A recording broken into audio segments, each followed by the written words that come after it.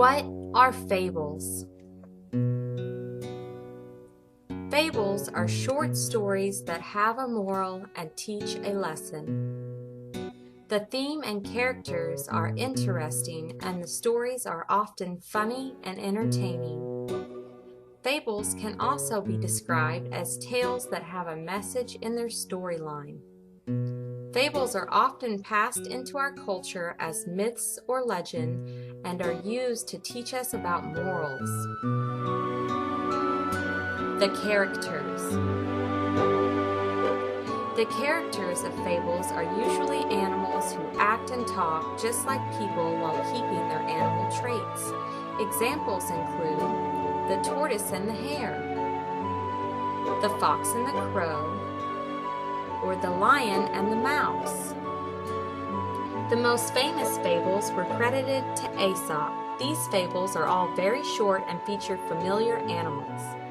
Aesop was a slave in ancient Greece. He was a keen observer of both animals and people.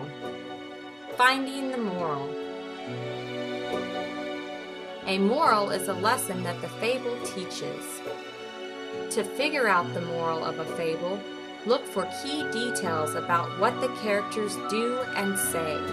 The moral of a fable is usually found at the end of the story. Look for key words and details that support the moral you think you have found. What is the moral of this fable? The dog and his bone. Once there was a dog who was carrying a bone. As he walked across a bridge, the dog saw his own reflection in the river below. He thought that he was seeing another dog with a bone in its mouth. The other dog's bone looked bigger and tastier. Wanting the other dog's bone as well, the dog began to bark at the reflection below and dropped his own bone in the water.